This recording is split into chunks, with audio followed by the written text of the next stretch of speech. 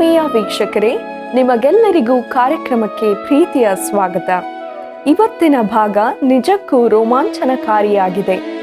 ಯಾಕೋಬನ 10 ಮಂದಿ ಮಕ್ಕಳು ಆಹಾರಕ್ಕಾಗಿ ಐಗುಪ್ತಕ್ಕೆ ಬರುತ್ತಾರೆ. ಆದರೆ ಅವರು ಯಾರ ಮುಂದೆ ನಿಂತಿದ್ದಾರೆ ಅನ್ನೋದು ಅವರಿಗೆ ಗೊತ್ತಿರಲಿಲ್ಲ. ತಾವು ಅನ್ಯಾಯ ಮಾಡಿದ ತಮ್ಮ ಯೋಸೇಫನ ಮುಂದೆಯೇ ಅವರು ಅಡ್ಡ ಬೀಳುತ್ತಾರೆ. ಯೋಸೇಫನು ಅವರನ್ನು ಗುರುತಿಸಿದರೂ ತನ್ನನ್ನು ತಾನು ಬಿಟ್ಟುಕೊಡದೆ ಅವರನ್ನು ಪರೀಕ್ಷೆ ಮಾಡುತ್ತಾನೆ. ಅಣ್ಣಂದಿರಲ್ಲಿ ಪಶ್ಚಾತ್ತಾಪ ಮೂಡುತ್ತದೋ? ಅವರು ಬೆನ್ಯಾಮೀನನನ್ನು ಕರೆದುಕೊಂಡು ಬರ್ತಾರೋ? ಈ ಕುತೂಹಲಕಾರಿ ವಿಷಯಗಳನ್ನು ಈ ಹೊತ್ತು ತಿಳಿದುಕೊಳ್ಳೋಣ. ಬನ್ನಿ, ಇಂದಿನ ಅಧ್ಯಯನವನ್ನು ಪ್ರಾರ್ಥನೆಯೊಂದಿಗೆ ಆರಂಭಿಸೋಣ.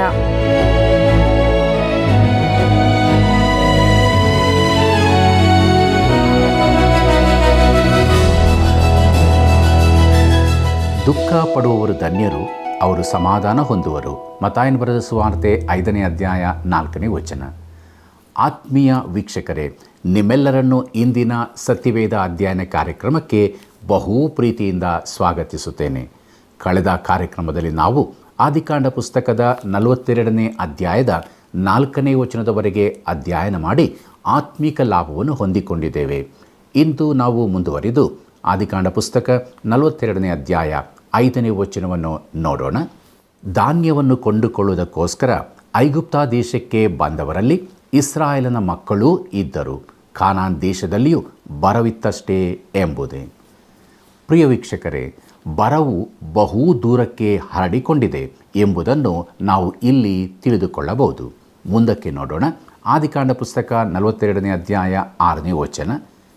ಐಗುಪ್ತ ದೇಶದ ಮೇಲೆ ಅಧಿಕಾರವನ್ನು ನಡೆಸಿ ಜನರಿಗೆ ಧಾನ್ಯವನ್ನು ಮಾರಿಸುವವನು ಯೋಸೇಫನೇ.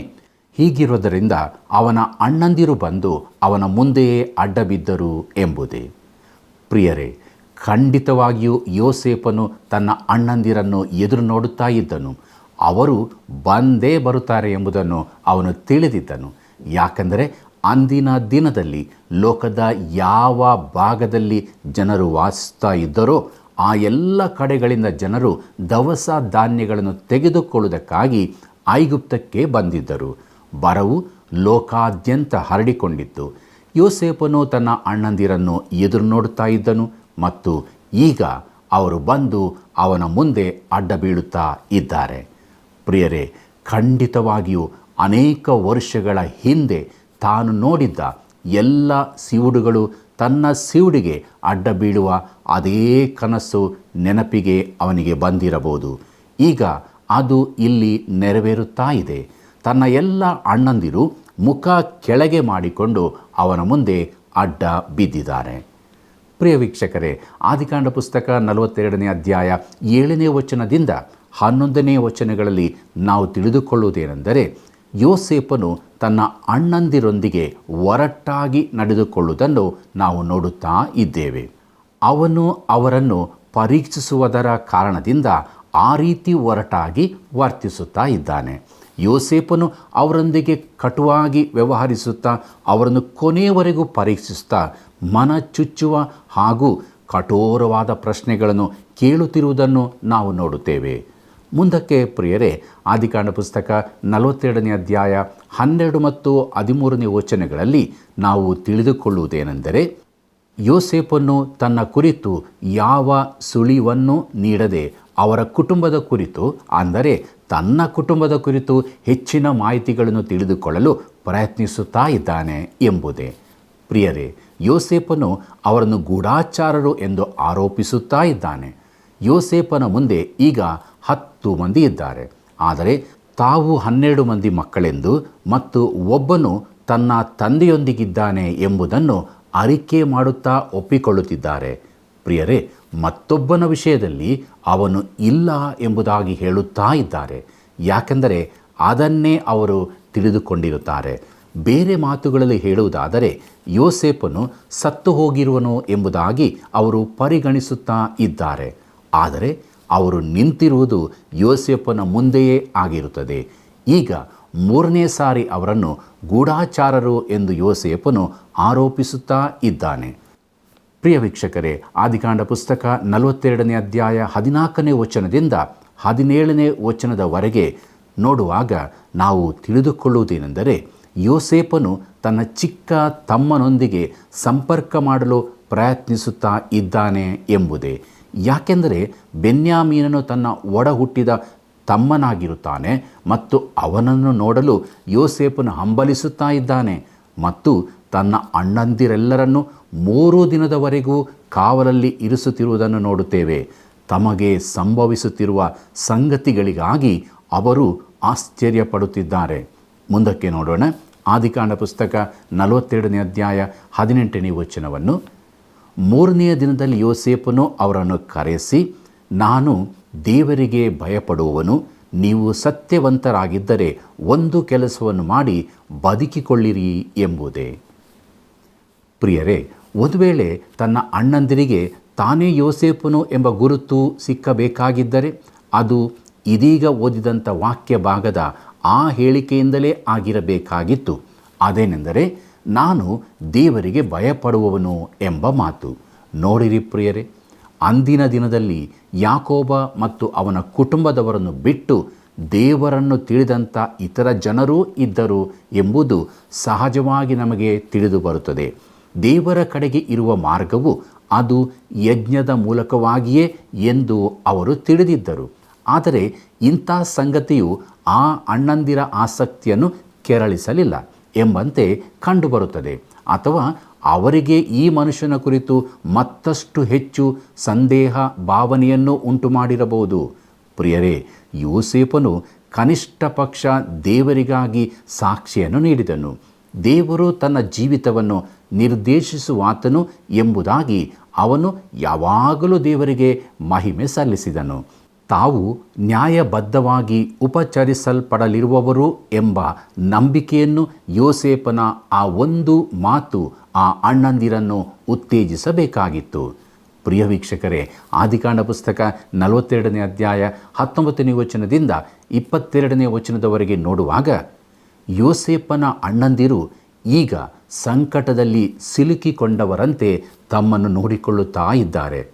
ದೇವರಿಗೆ ಭಯಪಡುವ ಒಬ್ಬ ವ್ಯಕ್ತಿಯಿಂದ ವ್ಯವಹರಿಸಲ್ಪಟ್ಟ ಇವರು ಮುಂದೆ ಅವನು ಏನು ಮಾಡುತ್ತಾನೆ ಎಂಬುದರ ಕುರಿತು ಭಯ ಹಿಡಿದವರಾಗಿದ್ದಾರೆ. ಪ್ರಿಯರೇ, ಇಲ್ಲಿ ನೋಡುವುದಾದರೆ ಆ ಅಣ್ಣಂದಿರು ತಾವು ಹೇಳಿರುವಂಥ ವ್ಯಕ್ತಿಗಳು ತಾವೇ ನಿಜವಾಗಿ ಆಗಿರುವವರೋ ಎಂಬುದನ್ನು ತಿಳಿದುಕೊಳ್ಳಲು ಯೋಸೇಪನು ಅವರನ್ನು ಪರೀಕ್ಷಿಸುತ್ತಾ ಇದ್ದಾನೆ. ಆದರೆ ನಿಜವಾಗಿಯೂ ತನ್ನ ತಮ್ಮನು ಮುಂದಿನ ಸಾರಿ ಅವರೊಂದಿಗೆ ಬರಬೇಕು ಎಂಬುದು ಅವನ ಬಯಕೆಯಾಗಿರುತ್ತದೆ. ಈಗ ಅಲ್ಲಿ ಸಂಭವಿಸುತ್ತಿರುವಂಥದ್ದು ಬಹು ಆಸಕ್ತಿಕರವಾಗಿದೆ. ಅಣ್ಣಂದಿರು ಇಬ್ರಿಯ ಭಾಷೆಯಲ್ಲಿ ಮಾತಾಡುತ್ತಾ ಇದ್ದಾರೆ ಮತ್ತು ಯೋಸೇಪನಿಗೆ ಅದು ಅರ್ಥವಾಗುತ್ತದೆ.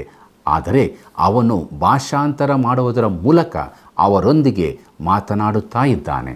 ಅವನು ಹಾಗೆ ಮಾಡುವ ಅವಶ್ಯಕತೆ ಇರಲಿಲ್ಲ, ಆದರೆ ತನ್ನನ್ನು ಐಗುಪ್ತನೆಂದು ತೋರಿಸಿಕೊಡಲು ಹಾಗೆ ಮಾಡುತ್ತಾ ಇದ್ದಾನೆ. ಅವರು ತಮ್ಮ ಅಪರಾಧದ ನಿಜ ಅರಿಕೆಯನ್ನು ಮಾಡುತ್ತಾ ಇದ್ದಾರೆ. ತಾವು ಯೋಸೇಪನೊಂದಿಗೆ ನಡೆದುಕೊಂಡ ರೀತಿಗಾಗಿಯೂ ಅವನಿಗೆ ಮಾಡಿದಂಥ ಸಂಗತಿಗಾಗಿಯೂ ಈಗ ದೇವರಿಂದ ಪ್ರತಿಕಾರ ಹೊಂದಿಕೊಳ್ಳುತ್ತಾ ಇದ್ದೇವೆ ಎಂದು ಅಂದುಕೊಳ್ಳುತ್ತಾ ಇದ್ದಾರೆ. ಪ್ರಿಯ ವೀಕ್ಷಕರೇ, ಮುಂದಕ್ಕೆ ನಾವು ಸಿಮೆಯೋನನು ಒತ್ತೆ ಆಳಾಗಿ ಬಿಡಲ್ಪಟ್ಟದ್ದು ಎಂಬ ವಿಚಾರವನ್ನು ನೋಡೋಣ. ಆದಿಕಾಂಡ ಪುಸ್ತಕ 42ನೇ ಅಧ್ಯಾಯ 23 ಮತ್ತು 24ನೇ ವಚನವನ್ನು ಗಮನಿಸಿರಿ. ಯೋಸೇಪನು ದ್ವಿಭಾಷೆಯ ಮುಖಾಂತರ ಅವರ ಸಂಗಡ ಮಾತಾಡಿದ್ದರಿಂದ ಅವರು ತಮ್ಮ ಮಾತು ಅವನಿಗೆ ಗೊತ್ತಾಗುವುದೆಂದು ನೆನೆಸಲೇ ಇಲ್ಲ. ಯೋಸೇಪನಾದರೂ ಅವರ ಬಳಿಯಿಂದ ಒಂದು ಕಡೆಗೆ ಹೋಗಿ ಕಣ್ಣೀರು ಸುರಿಸಿದನು. ತರುವಾಯ ಅವರ ಬಳಿಗೆ ತಿರುಗಿ ಬಂದು ಅವರ ಸಂಗಡ ಮಾತಾಡಿ ಅವರೊಳಗೆ ಸಿಮೆಯೋನನನ್ನು ಹಿಡಿಸಿ ಅವರ ಕಣ್ಣೆದುರಾಗಿ ಅವನಿಗೆ ಬೇಡಿಗಳನ್ನು ಹಾಕಿಸಿದನು ಎಂಬುದೇ. ಪ್ರಿಯ ವೀಕ್ಷಕರೇ, ಯೋಸೇಪನೊಂದಿಗೆ ಕೆಟ್ಟದಾಗಿ ನಡೆದುಕೊಂಡದ್ದರಿಂದ, ಅವನಿಗೆ ಕೆಟ್ಟದ್ದನ್ನು ಮಾಡಿದ್ದರಿಂದ ತಮಗೆ ಕೆಟ್ಟದ್ದು ಸಂಭವಿಸುತ್ತಾ ಇದೆ ಎಂಬುದಾಗಿ ಅಣ್ಣಂದಿರು ಮಾತಾಡಿಕೊಳ್ಳುತ್ತಾ ಇದ್ದಾರೆ. ಅವರು ಈಗ ನಿಜವಾಗಿಯೂ ಪಶ್ಚಾತ್ತಾಪ ಪಡುತ್ತಿರುವಂತೆ ಕಾಣುತ್ತಾ ಇದೆ. ಅವರು ಮಾತಾಡುವ ಪ್ರತಿಯೊಂದು ಶಬ್ದವನ್ನು ಯೋಸೇಪನು ತಿಳಿದುಕೊಳ್ಳಬಲ್ಲನು ಮತ್ತು ಅವನು ಅವರ ಕಡೆಗೆ ದಯೆಯಿಂದ ಚಲಿಸುವಂಥವನಾಗಿದ್ದಾನೆ. ಯೋಸೇಫನು ತನ್ನ ಅಣ್ಣಂದಿರ ಬಳಿಗೆ ಹೋಗಿ ಅವರ ಮೇಲೆ ಕೈ ಹಾಕಿ ಒಬ್ಬೊಬ್ಬನನ್ನೂ ಮಾತಾಡಿಸಬಹುದಾಗಿತ್ತು. ಆದರೆ ಹಾಗೆ ಮಾಡುವುದರ ಮೂಲಕ ಬೆನ್ಯಾಮೀನನನ್ನು ತಾನಿರುವಲ್ಲಿಗೆ ಕರೆಸಿಕೊಳ್ಳಲು ಆಗುವುದಿಲ್ಲ ಎಂಬ ಕಾರಣದಿಂದ ಹಾಗೆ ಮಾಡಲು ಅವನು ಧೈರ್ಯಗೊಳ್ಳುವುದಿಲ್ಲ. ಪ್ರಿಯರೇ, ಈಗ ಅವರಿಗೆ ನಿಜವಾದ ಒಂದು ಪರೀಕ್ಷೆಯನ್ನು ಕೊಡುತ್ತಾನೆ. ಅವರು ತಮ್ಮಲ್ಲಿ ಒಬ್ಬನನ್ನು ಬಿಟ್ಟು ಹೋಗಬೇಕಾಗಿರುತ್ತದೆ ಮತ್ತು ಆ ವ್ಯಕ್ತಿಯು ಸಿಮೆಯೋನನಾಗಿರುತ್ತಾನೆ. ನೋಡಿರಿ ಪ್ರಿಯರೇ, ಯೋಸೇಫನು ಎಷ್ಟು ಭಾವೋದ್ರೇಕನಾಗಿದ್ದಾನೆ ಎಂದು ಹೇಳುವುದಾದರೆ ಅವನು ಅಳುವಂಥ ಸ್ಥಿತಿಗೆ ಬಂದಿದ್ದಾನೆ. ಅವನು ಒಂದು ಕಡೆಗೆ ಹೋಗಿ ಕಣ್ಣೀರು ಸುರಿಸಿದನು ಎಂಬುದಾಗಿ ದೇವರ ವಾಕ್ಯವು ನಮಗೆ ತಿಳಿಸುತ್ತದೆ. ಆ ನಂತರ ತನ್ನ ಮುಖವನ್ನು ತೊಳೆದುಕೊಂಡು ತಿರುಗಿ ಅಲ್ಲಿಗೆ ಬರುತ್ತಾನೆ ಮತ್ತು ಅವರೊಳಗೆ ಸಿಮೆಯೋನನನ್ನು ಹಿಡಿಸಿ ಅವರ ಕಣ್ಣೆದುರಾಗಿ ಅವನಿಗೆ ಬೇಡಿಗಳನ್ನು ಹಾಕಿಸಿದನು ಎಂಬುದಾಗಿ ನೋಡಿಕೊಂಡಿದ್ದೇವೆ. ಯಾಕೆ ಸಿಮೆಯೋನನನ್ನೇ ಹಿಡಿಸಬೇಕಾಗಿತ್ತು ಎಂಬುದು ಸ್ಪಷ್ಟವಾಗಿರುವುದಿಲ್ಲ. ಆದರೆ ಅವನನ್ನು ಒತ್ತೆಯಾಳಾಗಿ ತನ್ನ ಬಳಿಯಲ್ಲಿ ಇಟ್ಟುಕೊಂಡನು. ಮುಂದಕ್ಕೆ ನೋಡೋಣ. ಆದಿಕಾಂಡ ಪುಸ್ತಕ 42ನೇ ಅಧ್ಯಾಯ 25ನೇ ವಚನವನ್ನು. ಆಮೇಲೆ ಯೋಸೇಫನು ತನ್ನ ಆಳುಗಳಿಗೆ ಆ ಮನುಷ್ಯರ ಚೀಲಗಳಲ್ಲಿ ಧಾನ್ಯವನ್ನು ತುಂಬಿಸಿ ಒಬ್ಬೊಬ್ಬನ ಚೀಲದಲ್ಲಿ ಅವನವನ ಹಣವನ್ನು ತಿರುಗಿ ಇಟ್ಟು ಅವರ ಪ್ರಯಾಣಕ್ಕೆ ಬೇಕಾದ ಆಹಾರವನ್ನು ಕೊಡಬೇಕೆಂದು ಅಪ್ಪಣೆ ಮಾಡಲು ಅವರು ಹಾಗೆಯೇ ಮಾಡಿದರು ಎಂಬುದೇ. ಪ್ರಿಯರೇ, ತನ್ನ ಅಣ್ಣಂದಿರಿಂದ ಹಣವನ್ನು ತೆಗೆದುಕೊಳ್ಳುವುದು ಯೋಸೇಫನಿಗೆ ಸಾಧ್ಯವಾಗಲಿಲ್ಲ. ಆದ್ದರಿಂದ ಅವರ ಹಣವನ್ನು ಹಿಂತಿರುಗಿಸುವುದು ಮಾತ್ರವಲ್ಲ, ಅವರಿಗೆ ದಾರಿಯುದ್ದಕ್ಕೂ ಬೇಕಾದ ಆಹಾರವನ್ನು ಸಹ ಕೊಟ್ಟು ಕಳುಹಿಸಿದನು.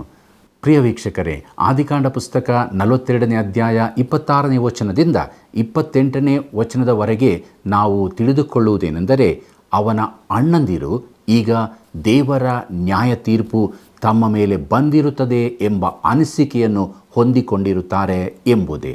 ಸಾಮಾನ್ಯವಾಗಿ ನಮ್ಮ ಹಣವು ನಮಗೆ ಹಿಂತಿರುಗಿಸಲ್ಪಟ್ಟಿರುವುದನ್ನು ನೋಡುವುದು ಅದ್ಭುತಕರವಾದ ಸಂಗತಿ ಹಾಗೂ ಸಂತೋಷದ ಸುದ್ದಿಯಾಗಿರುತ್ತದೆ. ನೋಡಿರಿ ಪ್ರಿಯರೇ, ಒಂದು ತಿಂಗಳಿಗಾಗುವಷ್ಟು ದವಸ ಧಾನ್ಯಗಳನ್ನು ಇತರ ಸಾಮಗ್ರಿಗಳನ್ನು ಒಂದು ದೊಡ್ಡ ಅಂಗಡಿಯಿಂದ ಕೊಂಡುಕೊಂಡು ಮನೆಗೆ ಹೋಗಿ ನೋಡಿದಾಗ ನಾವು ಪಾವತಿಸಿದ ಎಲ್ಲ ಹಣವು ಹಿಂದಿರುಗಿಸಲ್ಪಟ್ಟಿರುವುದನ್ನು ನೋಡುವಾಗ ಹೇಗಿರುತ್ತದೆ? ಸ್ವಲ್ಪ ಊಹಿಸಿ ನೋಡಿಕೊಳ್ಳೋಣ. ಖಂಡಿತವಾಗಿಯೂ ಅದು ಶ್ರೇಷ್ಠವಾದಂಥ ಅನುಭವವಾಗಿರುತ್ತದೆ ಅಲ್ಲವೇ? ಮತ್ತು ಅದು ಸಂತೋಷದ ಸುದ್ದಿಯೂ ಆಗಿರುತ್ತದೆ. ಆದರೆ ಪ್ರಿಯರೇ, ಯೋಸೇಫನ ಅಣ್ಣಂದಿರಿಗೆ ಅದು ಸಂತೋಷದ ಸಂಗತಿಯಾಗಿರಲಿಲ್ಲ. ಈಗಾಗಲೇ ಅವರು ಐಗುಪ್ತದ ಕಠಿಣವಾದ ಅಧಿಕಾರಿಯಿಂದ ಸಾಕಷ್ಟು ಸಂಕಷ್ಟಕ್ಕೆ ಒಳಗಾಗಿ ಸುಡು ಸುಡು ನೀರಿನಲ್ಲಿರುವಂಥ ಅನುಭವವನ್ನು ಹೊಂದಿಕೊಂಡಿದ್ದಾರೆ. ಇದು ಕೇವಲ ಅವರ ಸಂಕಷ್ಟಕ್ಕೆ ಮತ್ತೊಂದು ಸಂಗತಿಯನ್ನು ಸೇರಿಸುವಂಥದ್ದಾಗಿರುತ್ತದೆ. ಹೀಗಿರುವಾಗ ಅವರು ಕೂಡಲೇ ಐಗುಪ್ತಕ್ಕೆ ಹಿಂದಿರುಗಿ ಹೋಗಲಿಲ್ಲ. ಯಾಕೆಂದರೆ ಈಗ ಐಗುಪ್ತದ ಅಧಿಕಾರಿಯು ಇವರನ್ನು ಹಣ ಕದ್ದುಕೊಂಡು ಹೋದವರು ಎಂದು ಆರೋಪಿಸಬಹುದೆಂದು ಭಯಪಟ್ಟರು. ಆದುದರಿಂದ ಅವರು ಹಿಂತಿರುಗಿ ಹೋಗದೆ ನೇರವಾಗಿ ಮನೆಗೆ ಹೊರಟು ಹೋದರು. ಪ್ರಿಯ ವೀಕ್ಷಕರೇ, ಮುಂದಕ್ಕೆ ನಾವು 9 ಮಂದಿ ಸಹೋದರರು ಮನೆಗೆ ಹಿಂದಿರುಗಿದರು ಎಂಬ ವಿಚಾರವನ್ನು ನೋಡೋಣ. ಆದಿಕಾಂಡ ಪುಸ್ತಕ 42ನೇ ಅಧ್ಯಾಯ 29ನೇ ವಚನದಿಂದ 34ನೇ ವಚನದವರೆಗೆ ನೋಡುವಾಗ, ಈಗ 9 ಮಂದಿ ಸಹೋದರರು ಮನೆಗೆ ಹಿಂತಿರುಗಿದ್ದಾರೆ. ಯಾಕೆಂದರೆ ಸಿಮೆಯೋನನನ್ನು ಒತ್ತೆಯಾಳಾಗಿ ಐಗುಪ್ತದಲ್ಲಿ ಬಿಟ್ಟು ಬಂದಿರುತ್ತಾರೆ. ಮನೆಗೆ ಹಿಂದಿರುಗಿದ ಯೋಸೇಫನ ಸಹೋದರರು ತಮ್ಮ ತಂದೆಯಾದ ಯಾಕೋಬನಿಗೆ ನಡೆದ ಸಂಗತಿಗಳನ್ನೆಲ್ಲ ವಿವರಿಸುತ್ತಾ ಇದ್ದಾರೆ. ಆದಿಕಾಂಡ ಪುಸ್ತಕ 42ನೇ ಅಧ್ಯಾಯ 35ನೇ ವಚನವನ್ನು ಗಮನಿಸಿರಿ. ಅವರು ತಮ್ಮ ಚೀಲಗಳನ್ನು ಬಿಚ್ಚಿ ನೋಡಿದಾಗ ಪ್ರತಿಯೊಬ್ಬನ ಚೀಲದಲ್ಲಿಯೂ ಅವನವನ ಹಣದ ಗಂಟು ಸಿಕ್ಕಿತು. ಅವರು ಅವರ ತಂದೆಯೂ ಹಣದ ಗಂಟುಗಳನ್ನು ಕಂಡಾಗ ಭಯಪಟ್ಟರು ಎಂಬುದೇ. ಪ್ರಿಯ ವೀಕ್ಷಕರೇ, ಇದೊಂದು ಕುತಂತ್ರವಾಗಿದೆ ಎಂದು ಯಾಕೋಬನ ಮಕ್ಕಳು ತಿಳಿದುಕೊಂಡು ಸ್ವಾಭಾವಿಕವಾಗಿ ಭಯಪಟ್ಟರು. ಆದಿಕಾಂಡ ಪುಸ್ತಕ 42ನೇ ಅಧ್ಯಾಯ 36ನೇ ವಚನವನ್ನು ಗಮನಿಸಿರಿ. ಆಗ ಅವರ ತಂದೆಯಾದ ಯಾಕೋಬನು ಅವರಿಗೆ, ನನ್ನನ್ನು ಮಕ್ಕಳಿಲ್ಲದವನಂತೆ ಮಾಡಿದ್ದೀರಿ. ಯೋಸೇಫನು ಇಲ್ಲ, ಸಿಮೆಯೋನನು ಇಲ್ಲ, ಬೆನ್ಯಾಮೀನನ್ನು ಕರ್ಕೊಂಡು ಹೋಗಬೇಕೆಂದಿದ್ದೀರಿ. ಈ ಕಷ್ಟವೆಲ್ಲ ನನ್ನ ಮೇಲೆ ಬಂತು ಎಂದು ಹೇಳಲು ಎಂಬುದೇ. ಪ್ರಿಯರೇ, ಯಾಕೋಬನ ಕುರಿತು ಈಗ ನಾವು ನೋಡುವುದಾದರೆ, ಅವನು ಹಿಂದೆ ನಾವು ತಿಳಿದುಕೊಂಡಿದ್ದ ವಂಚಕನಾದ ಯಾಕೋಬನಾಗಿರುವುದಿಲ್ಲ. ಅದೇ ಸಮಯದಲ್ಲಿ ಮುಂದೆ ನಾವು ನೋಡಲಿರುವ ನಂಬಿಕೆಯ ವ್ಯಕ್ತಿಯೂ ಕೂಡ ಆಗಿರಲಿಲ್ಲ. ಆದರೆ ಅವನು ಬೆಳೆಯುತ್ತಾ ಇದ್ದಾನೆ. ಈಗ ಅವನು ಬಡಾಯಿ ಕೊಚ್ಚಿಕೊಳ್ಳುತ್ತಾ ಇಲ್ಲ, ಆದರೆ ಬಹು ನಿರಾಶವಾದಿಯಾಗಿದ್ದಾನೆ. ಎಲ್ಲ ಸಂಗತಿಗಳು ನನ್ನ ವಿರುದ್ಧವಾಗಿಯೇ ನಡೆಯುತ್ತಾ ಇವೆ ಎಂಬುದಾಗಿ ಹೇಳುತ್ತಾ ಇದ್ದಾನೆ. ಪ್ರಿಯರೇ, ಅವನ ಮಗನಾದ ಯೋಸೇಫನು ಒಂದು ವೇಳೆ ಈ ಮಾತನ್ನು ಆಡಿರಲಿಕ್ಕಿಲ್ಲ, ಆದರೆ ಯಾಕೋಬನು ಅದನ್ನು ಹೇಳುತ್ತಾ ಇದ್ದಾನೆ. ಅನೇಕ ವರ್ಷಗಳ ನಂತರ ಪೌಲನು ಬರೆದಂಥ ಅದೇ ಮಾತುಗಳನ್ನು ಒಂದು ವೇಳೆ ಯೋಸೇಫನು ಹೇಳಿದ್ದಿರಬಹುದು. ಅದು ಯಾವುದೆಂದರೆ, ರೋಮಾಪುರದವರಿಗೆ ಬರೆದ ಪತ್ರಿಕೆ 8ನೇ ಅಧ್ಯಾಯ 28ರಲ್ಲಿ ನೋಡುವ ಮಾತುಗಳಾಗಿವೆ. ಅಲ್ಲಿ ಹೀಗೆ ನೋಡುತ್ತೇವೆ: ಇದಲ್ಲದೆ ದೇವರ ಸಂಕಲ್ಪದ ಮೇರೆಗೆ ಕರೆಯಲ್ಪಟ್ಟು ಆತನನ್ನು ಪ್ರೀತಿಸುವವರ ಹಿತಕ್ಕಾಗಿ ಎಲ್ಲ ಕಾರ್ಯಗಳು ಅನುಕೂಲವಾಗುತ್ತವೆ ಎಂದು ನಮಗೆ ಗೊತ್ತದೆ ಎಂಬುದೇ. ಮತ್ತು ಫಿಲಿಪ್ಯರಿಗೆ ಬರೆದ ಪತ್ರಿಕೆ 1ನೇ ಅಧ್ಯಾಯ 6ನೇ ವಚನದಲ್ಲಿ, ಈ ಒಳ್ಳೆಯ ಕೆಲಸವನ್ನು ನಿಮ್ಮಲ್ಲಿ ಪ್ರಾರಂಭಿಸಿದ ಆತನು ಅದನ್ನು ನಡೆಸಿಕೊಂಡು ಯೇಸು ಕ್ರಿಸ್ತನು ಬರುವ ದಿನದೊಳಗಾಗಿ ಸಿದ್ಧಿಗೆ ತರುವನೆಂದು ನನಗೆ ಭರವಸೆ ಉಂಟು ಎಂಬುದಾಗಿ ನೋಡುತ್ತೇವೆ. ಪ್ರಿಯ ವೀಕ್ಷಕರೇ, ಮುಂದಕ್ಕೆ ನಾವು ಆದಿಕಾಂಡ ಪುಸ್ತಕ 42ನೇ ಅಧ್ಯಾಯ 37 ಮತ್ತು 38ನೇ ವಚನವನ್ನು ಗಮನಿಸೋಣ. ರೂಬೇನನು ಅವನಿಗೆ, ನಾನು ಈ ಹುಡುಗನನ್ನು ತಿರುಗಿ ತಂದು ಒಪ್ಪಿಸದೆ ಹೋದರೆ ನನ್ನಿಬ್ಬರು ಗಂಡು ಮಕ್ಕಳನ್ನು ಕೊಂದು ಹಾಕಬಹುದು. ಇವನನ್ನು ನನ್ನ ವಶಕ್ಕೆ ಕೊಟ್ಟರೆ ನಾನು ತಪ್ಪದೇ ಇವನನ್ನು ನಿನ್ನ ಬಳಿಗೆ ಕರೆದುಕೊಂಡು ಬರುತ್ತೇನೆ ಎಂದು ಹೇಳಿದನು. ಆದರೆ ಯಾಕೋಬನು ಅವರಿಗೆ, ನನ್ನ ಮಗನು ನಿಮ್ಮ ಸಂಗಡ ಹೋಗಬಾರದು. ಇವನ ಒಡಹುಟ್ಟಿದವನು ಸತ್ತು ಹೋದನು, ಇವನೊಬ್ಬನೇ ಉಳಿದಿದ್ದಾನೆ. ಮಾರ್ಗದಲ್ಲಿ ಇವನಿಗೇನಾದರೂ ಕೇಡಾದರೆ ಈ ಮುದಿ ತಲೆ ದುಃಖದಿಂದಲೇ ಪಾತಾಳಕ್ಕೆ ಸೇರಲು ನೀವು ಕಾರಣರಾಗುವಿರಿ ಎಂದು ಹೇಳಿದನು ಎಂಬುದೇ. ಪ್ರಿಯರೇ, ಯಾಕೋಬನ ಜೀವಿತವು ಈ ಹುಡುಗನಾದ ಬೆನ್ಯಾಮೀನನ ಜೀವಿತಕ್ಕೆ ಸುರುಳಿಯ ಹಾಗೆ ಸುತ್ತಿಕೊಂಡಿರುತ್ತದೆ. ಯೋಸೇಫನು ಯಾಕೋಬನ ಅತೀ ಪ್ರಿಯಳಾದ ರಾಹೇಲಳಿಂದ ಹುಟ್ಟಿದ ಮೊದಲನೆಯ ಮಗನಾದದ್ದರಿಂದ ಅವನು ಯಾಕೋಬನಿಗೆ ಅಚ್ಚುಮೆಚ್ಚಿನ ಮಗನಾಗಿದ್ದನು. ಈಗ ಯೋಸೇಫನು ಇಲ್ಲದಿರುವುದು ಹೃದಯಾಘಾತದ ಸಂಗತಿಯಾಗಿರುತ್ತದೆ. ಈಗ ರಾಹೇಲಳಿಂದ ಹುಟ್ಟಿದ ಎರಡನೆಯ ಮಗನನ್ನು ಕಳೆದುಕೊಳ್ಳಬಹುದಾದ ಅವಕಾಶವು ಎದುರುಗೊಂಡಿರುತ್ತದೆ. ಮತ್ತು ಅದೇನಾದರೂ ಸಂಭವಿಸಿದರೆ ತಾನು ಸತ್ತು ಹೋಗುವೆನು ಎಂಬುದಾಗಿ ಯಾಕೋಬನು ಹೇಳುತ್ತಿರುವನು. ಹೌದು, ಅದು ಖಂಡಿತವಾಗಿಯೂ ಆಗುತ್ತಿತ್ತು. ಯಾಕಂದರೆ ಬೆನ್ಯಾಮೀನನ ಜೀವಿತಕ್ಕೆ ಯಾಕೋಬನ ಜೀವಿತವು ಸಂಪೂರ್ಣವಾಗಿ ಕಟ್ಟು ಹಾಕಲ್ಪಟ್ಟಿರುತ್ತದೆ. ಅವನು ಯಾಕೋಬನ ಬಲಗೈ ಮಗನಾಗಿದ್ದನು. ಅವನು ಯಾಕೋಬನ ಊರುಗೋಲು ಆಗಿರುವನು. ಅವನ ಮೇಲೆ ಯಾಕೋಬನು ಆತುಕೊಳ್ಳುತ್ತಿದ್ದನು. ಇದನ್ನೇ ಈ ಎಲ್ಲ ವರ್ಷಗಳಲ್ಲಿ ಅವನು ಮಾಡುತ್ತಿದ್ದನು. ಆದ್ದರಿಂದ ಪ್ರಿಯರೇ, ಬೆನ್ಯಾಮೀನನನ್ನು ಐಗುಪ್ತಕ್ಕೆ ಕಳಿಸುವುದಿಲ್ಲ ಎಂಬುದಾಗಿ ಯಾಕೋಬನು ಹೇಳುತ್ತಾ ಇದ್ದಾನೆ. ಇಷ್ಟೆಲ್ಲ ಇಲ್ಲಿ ನಡೆಯುವಾಗ ಸಿಮೆಯೋನನು ಐಗುಪ್ತದ ಸೆರೆಮನೆಯಲ್ಲಿ ಇದ್ದಾನೆ. ಇಲ್ಲಿಗೆ ಪ್ರಿಯರೇ, ಆದಿಕಾಂಡ ಪುಸ್ತಕದ 42ನೇ ಅಧ್ಯಾಯದ ಧ್ಯಾನವು ಮುಕ್ತಾಯವಾಯಿತು. ಮುಂದೆ ನಾವು ಆದಿಕಾಂಡ ಪುಸ್ತಕದ 43ನೇ ಅಧ್ಯಾಯದ ಕಡೆಗೆ ನಮ್ಮ ಗಮನವನ್ನು ಹರಿಸೋಣ. ಈ ಅಧ್ಯಾಯದ ಮುಖ್ಯ ಪ್ರಸ್ತಾಪವು ಯಾಕೋಬನು ತನ್ನ ಮಕ್ಕಳನ್ನು ಐಗುಪ್ತಕ್ಕೆ ಕಳುಹಿಸುತ್ತಾನೆ. ಸಹೋದರರು ಯೋಸೇಫನ ಮನೆಯಲ್ಲಿ ಮನೋರಂಜಿಸಲ್ಪಟ್ಟಿರುತ್ತಾರೆ ಎಂಬುದಾಗಿ ಇರುತ್ತದೆ. ಪ್ರಿಯರೇ, ಬರದ ಭೀಕರತೆಯಿಂದಾಗಿ ಯಾಕೋಬನ ಮಕ್ಕಳು ಈಗ ಬೆನ್ಯಾಮೀನನೊಂದಿಗೆ ಐಗುಪ್ತಕ್ಕೆ ಹಿಂದಿರುಗಲು ಒತ್ತಾಯಿಸಲ್ಪಟ್ಟಿರುತ್ತಾರೆ. ಅಲ್ಲಿ ಪುನಃ ಯೋಸೇಫನನ್ನು ಸಂಧಿಸಿ ಅವನ ಮುಂದೆ ಬೆನ್ಯಾಮೀನನನ್ನು ಪ್ರಸ್ತುತಪಡಿಸುತ್ತಾರೆ. ಈಗಲೂ ಸಹ ಯೋಸೇಫನು ತನ್ನ ಕುರಿತು ಅವರಿಗೆ ತಿಳಿಯಪಡಿಸುವುದಿಲ್ಲ. ಪ್ರಿಯರೇ, ಈ ಅಧ್ಯಾಯವು ಆದಿಕಾಂಡ ಪುಸ್ತಕದ ಸಂದೇಹರಹಿತ ಅತಿ ನಾಟಕೀಯ ಅಧ್ಯಾಯವಾಗಿರುತ್ತದೆ. ಯೋಸೇಫನ ಮುಂದೆ ಬೆನ್ಯಾಮೀನನು ಪ್ರತ್ಯಕ್ಷನಾಗುವಂಥ ಹೃದಯ ಸ್ಪರ್ಶ ದೃಶ್ಯವು ಮತ್ತೊಂದಿರುವುದಿಲ್ಲ. ನೋಡಿರಿ, ಬರದ ಭೀಕರತೆಯು ಅವರನ್ನು ಪುನಃ ಐಗುಪ್ತಕ್ಕೆ ಬರುವಂತೆ ಮಾಡಿತು. ಒಂದು ವೇಳೆ ಬರವು ಮುಗಿದು ಹೋಗಿದ್ದರೆ ಸಿಮೆಯೋನನು ತನ್ನ ಜೀವಿತ ಕಾಲವನ್ನು, ಇಲ್ಲವೇ ಕನಿಷ್ಠ ಪಕ್ಷ ಯೋಸೇಫನು ಅವನನ್ನು ಬಿಡುಗಡೆಗೊಳಿಸುವವರೆಗೂ ಐಗುಪ್ತದ ಸೆರೆಮನೆಯಲ್ಲಿ ಇರಬೇಕಾಗುತ್ತಿತ್ತು. ಮುಂದಕ್ಕೆ ಯಾಕೋಬನು ತನ್ನ ಮಕ್ಕಳನ್ನು ಐಗುಪ್ತಕ್ಕೆ ಕಳಿಸುತ್ತಾನೆ ಎಂಬ ವಿಚಾರವನ್ನು ನೋಡುವ. ಆದಿಕಾಂಡ ಪುಸ್ತಕ 43ನೇ ಅಧ್ಯಾಯ 1 ಮತ್ತು 2ನೇ ವಚನವನ್ನು ಗಮನಿಸಿರಿ. ಆ ದೇಶದಲ್ಲಿ ಬರವು ಬಹು ಘೋರವಾಗಿತ್ತು. ಅವರು ಐಗುಪ್ತ ದೇಶದಿಂದ ತಂದಿದ್ದ ದವಸವು ಮುಗಿದ ನಂತರ ಅವರ ತಂದೆಯು ಅವರಿಗೆ, ನೀವು ತಿರುಗಿ ಹೋಗಿ ಇನ್ನೂ ಸ್ವಲ್ಪ ಧಾನ್ಯವನ್ನು ತೆಗೆದುಕೊಂಡು ಬನ್ನಿರಿ ಅಂದನು ಎಂಬುದೇ. ಪ್ರಿಯರೇ, ಈಗ ಯಾಕೋಬನ ಮಕ್ಕಳು ಹೋಗದೆ ಹೋದರೆ ಯಾಕೋಬನ ಕುಟುಂಬದವರೆಲ್ಲರೂ ಬರದ ಭೀಕರತೆಯಿಂದಾಗಿ ಹಸಿವೆಯಲ್ಲಿ ಸಾಯಬೇಕಾಗಿರುತ್ತದೆ. ಆದಿಕಾಂಡ ಪುಸ್ತಕ 43ನೇ ಅಧ್ಯಾಯ 3ನೇ ವಚನದಿಂದ 5ನೇ ವಚನದವರೆಗೆ ನಾವು ನೋಡುವಾಗ ತಿಳಿದುಕೊಳ್ಳುವುದೇನೆಂದರೆ, ತಾವು ಈಗ ಐಗುಪ್ತಕ್ಕೆ ಹೋಗಬೇಕಾಗಿದ್ದರೆ ಅಲ್ಲಿರುವ ನಿರ್ದಿಷ್ಟವಾದ ಸೂಚನೆಯನ್ನು ಯೆಹೂದನು ಪ್ರಸ್ತಾಪಿಸುತ್ತಾ ಇದ್ದಾನೆ. ತನ್ನ ತಮ್ಮನಾದ ಯೋಸೇಫನು ಎಂಬುದನ್ನು ತಿಳಿಯದೆ ಅವನಿಗೆ ಆ ಮನುಷ್ಯನು ಎಂಬುದಾಗಿ ಯೆಹೂದನು ಸಂಬೋಧಿಸುತ್ತಾ ಇದ್ದಾನೆ ಮತ್ತು ಅವನು ಹೇಳಿರುವಂಥ ಮಾತು ಖಡಾಖಂಡಿತವಾಗಿದೆ ಎಂಬುದನ್ನು ಸಹ ಅವರು ತಿಳಿದಿರುತ್ತಾರೆ. ಹೀಗಿರುವುದರಿಂದ ಅವರು ಐಗುಪ್ತಕ್ಕೆ ಹೋಗುವುದಾದರೆ ಅದು ಬೆನ್ಯಾಮೀನನ್ನು ಕರೆದುಕೊಂಡು ಹೋಗಲೇಬೇಕಾಗಿತ್ತು. ಬೆನ್ಯಾಮೀನನು ಅವರೊಂದಿಗೆ ಹೋಗುವುದಿಲ್ಲವಾದರೆ ಅವರು ಸಹ ಐಗುಪ್ತಕ್ಕೆ ಹೋಗುವುದಿಲ್ಲ ಎಂಬುದಾಗಿ ಯೆಹೂದನು ಹೇಳುತ್ತಾ ಇದ್ದಾನೆ. ಆದಿಕಾಂಡ ಪುಸ್ತಕ 43ನೇ ಅಧ್ಯಾಯ 6 ಮತ್ತು 7ನೇ ವಚನವನ್ನು ಗಮನಿಸಿರಿ. ಅದಕ್ಕೆ ಇಸ್ರಾಯೇಲನು, ಇನ್ನೊಬ್ಬ ತಮ್ಮನಿದ್ದಾನೆಂದು ಆ ಮನುಷ್ಯನಿಗೆ ಹೇಳಿ, ನೀವು ಯಾಕೆ ನನಗೆ ಈ ಅಪಕಾರ ಮಾಡಿದಿರಿ ಎಂದು ಹೇಳಲು, ಅವರು, ನಮ್ಮ ವಿಷಯದಲ್ಲಿಯೂ ನಮ್ಮ ಮನೆಯವರ ವಿಷಯದಲ್ಲಿಯೂ ಆ ಮನುಷ್ಯನು ಸೂಕ್ಷ್ಮವಾಗಿ ವಿಚಾರಿಸಿ, ನಿಮ್ಮ ತಂದೆಯು ಇನ್ನೂ ಜೀವದಿಂದಿದ್ದಾನೋ, ನಿಮಗೆ ತಮ್ಮನಿದ್ದಾನೋ ಎಂದು ಕೇಳಿದನು. ಆ ಪ್ರಶ್ನೆಗಳಿಗೆ ತಕ್ಕಂತೆ ಉತ್ತರ ಕೊಟ್ಟೆವು.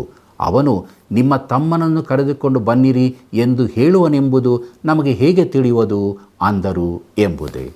ಪ್ರಿಯ ವೀಕ್ಷಕರೇ, ಮುದುಕನಾದ ಯಾಕೋಬನು ಬಹು ದುಃಖಾಕ್ರಾಂತನಾಗಿದ್ದಾನೆ.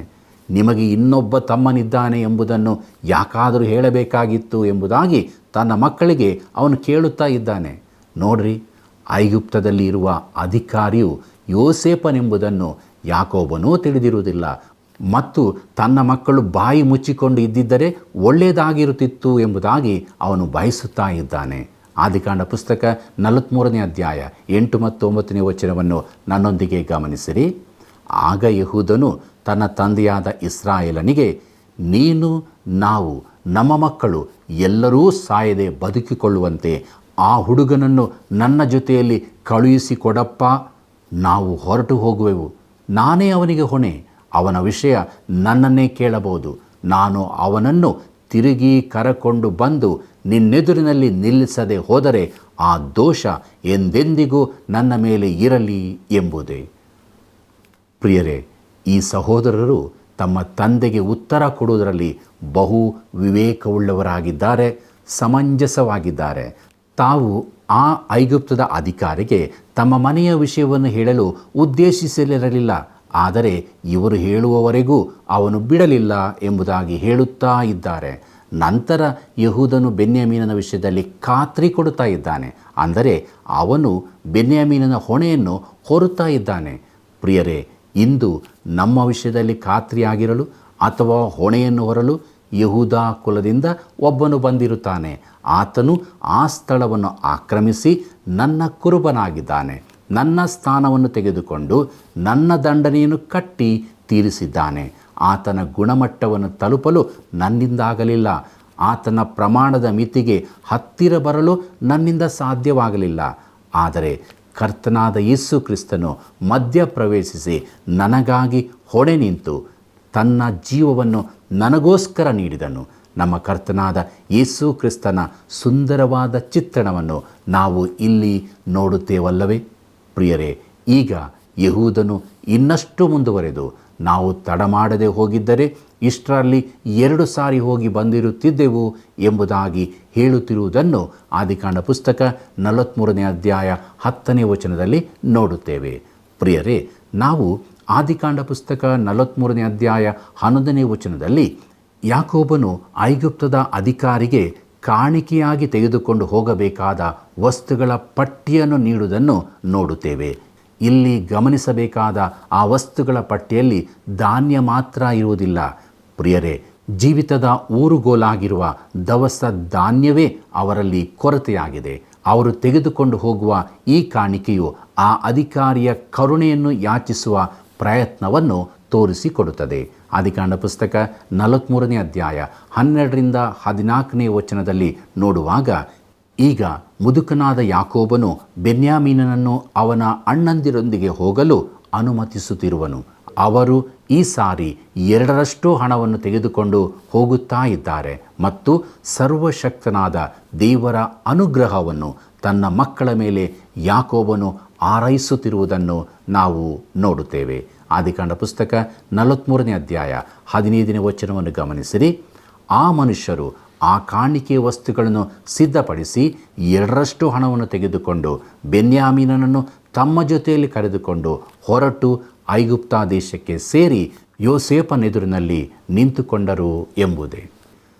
ಪ್ರಿಯರೇ, ಯಾಕೋಬನ ಮಕ್ಕಳು ಕಾನಾನಿನಿಂದ ಪ್ರಯಾಣ ಮಾಡಿ ಐಗುಪ್ತ ದೇಶವನ್ನು ತಲುಪಿ ಈಗ ಯೋಸೇಫನ ಮುಂದೆ ನಿಂತುಕೊಳ್ಳುವಾಗ ಅತಿ ನಾಟಕೀಯವಾದ ಸಂದರ್ಭವು ಅಲ್ಲಿ ಬಂದಿರುತ್ತದೆ. ಖಂಡಿತವಾಗಿಯೂ ಯೋಸೇಫನ ಕಣ್ಣುಗಳು ಬೇರೆ ಯಾರ ಮೇಲೆಯೂ ಇರದೆ ಕೇವಲ ತನ್ನ ತಮ್ಮನಾದ ಬೆನ್ಯಾಮೀನನ ಮೇಲೆ ಮಾತ್ರ ಇರುವುದನ್ನು ನಾವು ಊಹಿಸಿಕೊಳ್ಳಬಹುದು. ಪ್ರಿಯ ವೀಕ್ಷಕರೇ, ದೇವರ ವಾಕ್ಯ ನಮ್ಮ ಸಂಗಡ ಮಾತನಾಡಿರುವಾಗ ನಾವು ಕೇಳಿಸಿಕೊಂಡಂಥ ಎಲ್ಲ ವಿಚಾರಗಳಿಗೆ ವಿಧೇಯರಾಗಿ ನಮ್ಮ ಜೀವಿತವನ್ನು ರೂಪಿಸಿಕೊಳ್ಳೋಣ. ಪ್ರಾರ್ಥನೆ ಮಾಡೋಣ. ಕರುಣಾಳು ದೇವರೇ, ಇದ್ದಂಥ ಸ್ಥಿತಿಯಲ್ಲಿ ನಿನ್ನ ಪಾದ ಬಳಿಗೆ ಬಂದಿದ್ದೇವೆ. ನಿನ್ನ ವಾಕ್ಯದ ಮೂಲಕ ನಮ್ಮ ಸಂಗಡ ನೀನು ಮಾತನಾಡಿದ್ದಿ. ನಮ್ಮೆಲ್ಲರ ಜೀವಿತಗಳು ನೀನು ಮೆಚ್ಚುವಂಥ ಜೀವಿತವಾಗಿರಲಿ ಎಂಬುದಾಗಿ ಬೇಡುತ್ತೇವೆ.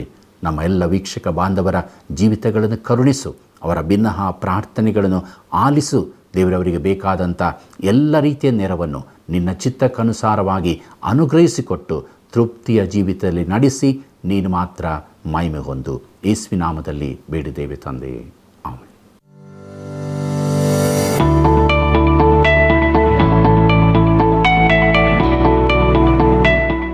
ಇಂದಿನ ಅಧ್ಯಯನದಿಂದ ಒಂದು ಪ್ರಶ್ನೆ. ಯೇಸು ಕ್ರಿಸ್ತನಂತೆ ಬೆನ್ಯಾಮೀನನಿಗಾಗಿ ಹೊಣೆ ಹೊತ್ತುಕೊಂಡ ಸಹೋದರನ ಹೆಸರೇನು? ಯೇಸು ಕ್ರಿಸ್ತನಂತೆ ಬೆನ್ಯಾಮೀನನಿಗಾಗಿ ಹೊಣೆ ಹೊತ್ತುಕೊಂಡ ಸಹೋದರನ ಹೆಸರೇನು? ಉತ್ತರ: ರೂಬೇನ್, ಯಹೂದ, ಸಿಮಿಯೋನ. ನಿಮ್ಮ ಉತ್ತರಗಳನ್ನು ನಮ್ಮ ವಾಟ್ಸಪ್ ಸಂಖ್ಯೆ 7618737772ಗೆ ಕಳುಹಿಸಿರಿ.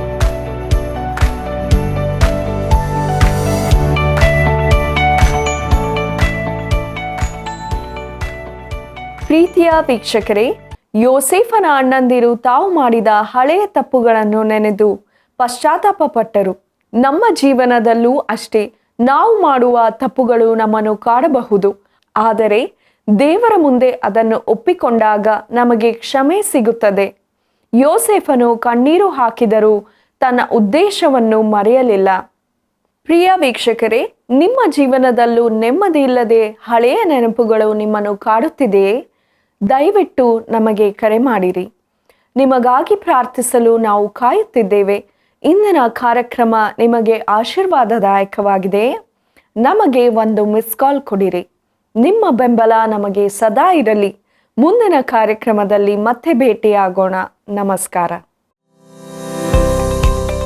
ಈ ಕಾರ್ಯಕ್ರಮ ನಿಮಗೆ ಇಷ್ಟವಾಯಿತೆ? ಈಗಲೇ ಒಂದು ಮಿಸ್ಡ್ ಕಾಲ್ ಕೊಡಿರಿ. ಮುಂದಿನ ವಿಜೇತರು ನೀವಾಗಿರಬಹುದು.